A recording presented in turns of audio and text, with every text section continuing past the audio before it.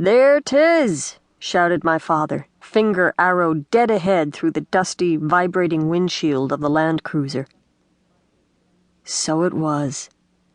Isla Viernes Dulce sat in a sea of gold as we rounded a last curve of the trail.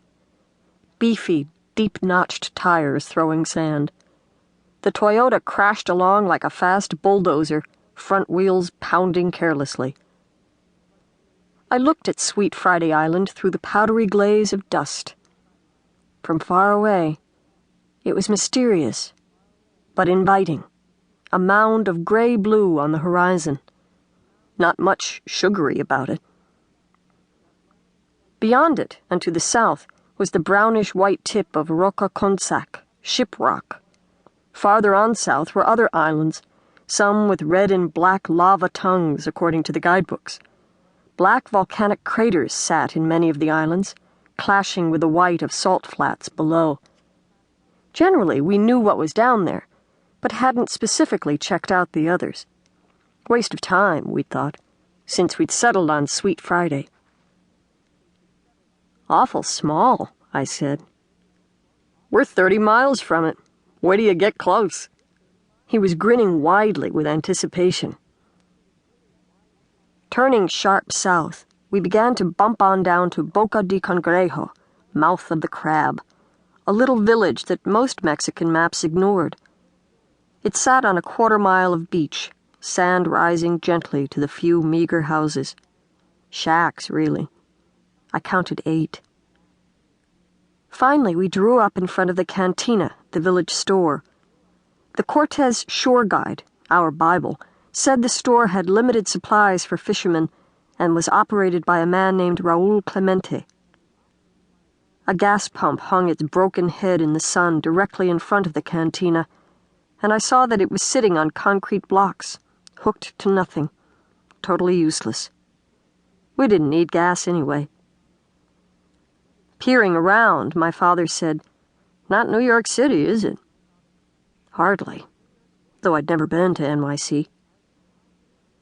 But Boca de Cangrejo finally acknowledged us with dog yelps and a few cautious children with thin legs and tentative toes coming out of sagging doorways, moving into the single street, just a vague space, keeping a bashful distance. I said hello to them. They didn't answer, just stared. Women moved out into the sapphire light, stony-faced but probably not meaning to be. At the far end of the houses, a chubby, straw-hatted man stood by an outboard motor on a wooden stand. He studied us briefly, then bent again. Between the houses and the high tide mark, a few fishing skiffs were pulled up at this hour. Now, over low mud flats and glistening sandbars and thin pools of water, the glassy Cortez was lapping inward. An onshore breeze picked up the damp smell and socked it to the village.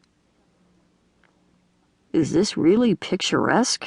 asked my father, eyebrows raised. The guidebook had described it that way. I guess. I wasn't really concerned about the village, only about the island. At sea level, it looked so very far away, and I wondered how our fabric boat would do on the trip out. A man who might have been 40 or abouts had suddenly filled the doorway of the cantina to examine us, though not with unfriendliness. There was an animal's curiosity in his eyes. Skin reddish-brown, hair shiny black, precisely cut and precisely combed. He was rather tall and thin, crisp jeans going up his legs from cowboy boots.